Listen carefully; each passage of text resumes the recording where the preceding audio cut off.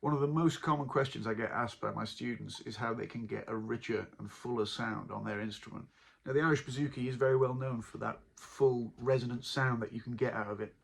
It includes a lot of open strings and a lot of different chord tones that you can use to colour in a melody. So if you ever felt that your Irish Bouzouki playing sounded a little bit thinner than you wanted it to, or not quite as full as it could be, this is the video for you. So I'd like to start by looking at something simple like the verse melody from a folk song like Jack Hall, also known as Sam Hall. If I played that melody for you just using single strings, nothing fancy, it would sound like this.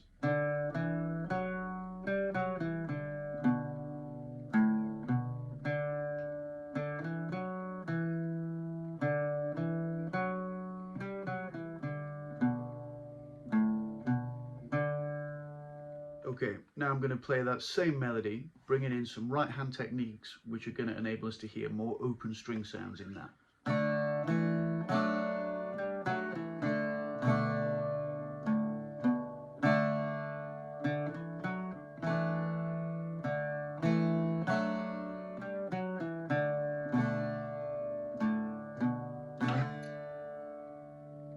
So it's worth thinking here about how the bouzouki is tuned. You've got G, D, A, D. I think of G, D, A, D as being almost an open tuning. It's not quite an open tuning, but your top three strings, your D, your A, and your top D, those three strings harmonize with each other and always sound nice together. So what you might have noticed in that demo I played for you is that most of the melody takes place on the D string, the low D, and a bit of the G, okay? But what we want to do is try and include some shimmering open A behind that so that it sounds like this.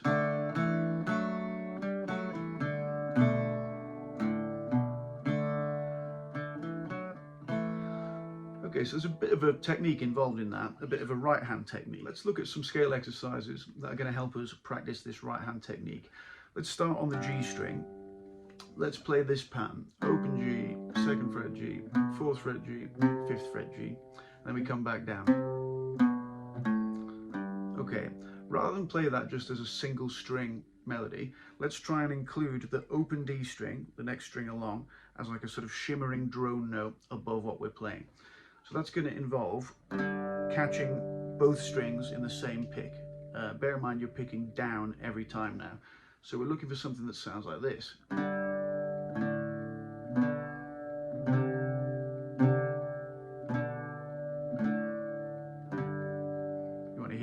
D droning over the top of everything. Moving to the D string, you can play that same shape, open, 2nd, 4th, 5th, and back down. This time you're going to try and catch the open A with it on that down pick in the same movement. So we go.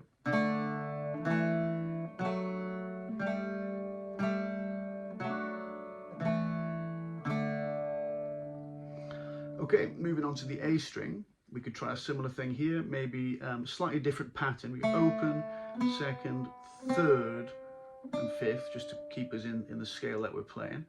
Okay. And we'll try droning top D over the A now. So catching top D on that down pick.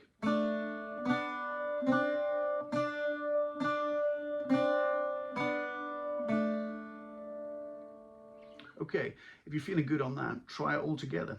You can start on the G,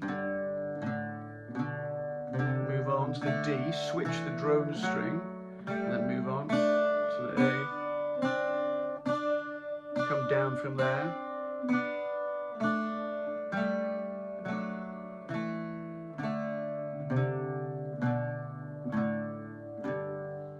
Okay, so hopefully those exercises will get you comfortable with just adding in one string as a drone note above what you're playing. Sometimes you also see two strings being added in as a drone note. So if we went to the D string, obviously just now we talked about adding in open A. Sometimes you'll hear this as well. So that's all three of your top strings played together. So rather than just D and A, it's D, A, D. The difference between those two things is, pretty subtle, but it's good to be able to practice your ability to do one and then do the other.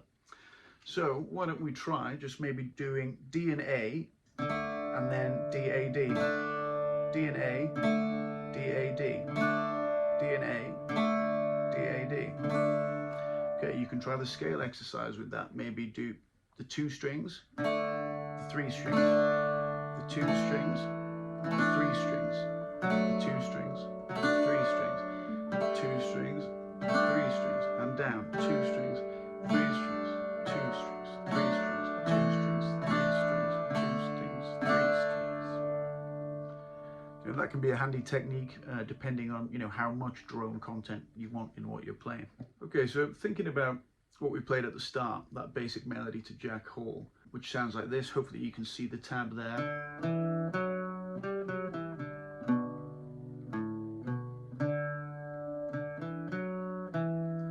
Let's look at that first little chunk and see what we can add to that in terms of, you know, extra drones. So let's start with 2 of the double drones. So we're going to turn the first 2 notes into this. Okay, rather than just single strings, you're going to add in A. So double, double. Okay, the next note, let's make this a triple, just to sort of make it pop out a bit.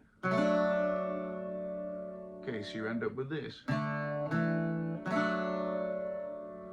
Okay, another thing to think about here is these drones work really well when you've got space for them, when you've got a fair bit of time. Sometimes you have, you know, tightly clustered notes which come quite fast. And in those cases, sometimes you don't have time to put in these nice shimmering drones. So the next phrase is an example of that. If you listen to it, here we go. So those notes there, da, da, da, da, a fairly fast cluster. Arguably, you don't need a drone there. So you've got, you know, double, double, triple, nothing, and then maybe we'll get in another drone here. That could be a triple. Starting from your low G string, 4th fret G, catching open D and open A. Okay, so far we should have this.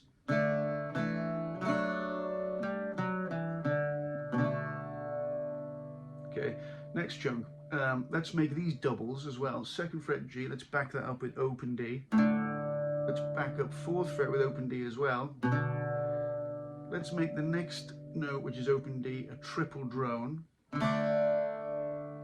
Okay, so that would sound like this.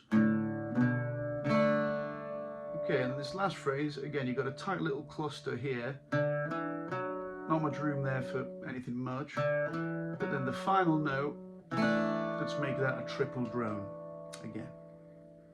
Okay, so if you followed along with that, you should have something which sounds a little bit more colourful than what we had before. Something that sounds like this, hopefully.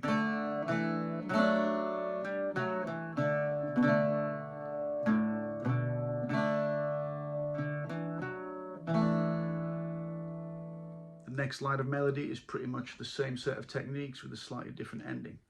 That would sound like this.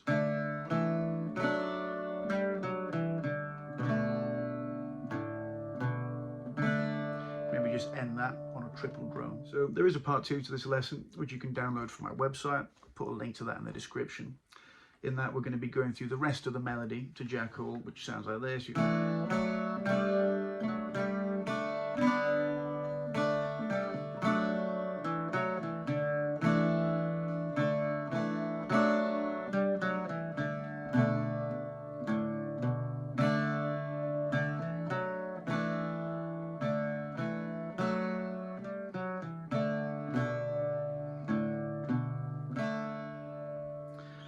We're also going to be looking at maybe some additional ways that you can get a fuller sound on the Bouzouki. So like currently we've been talking about adding in high drones, but you can also have low drones and bass notes as well.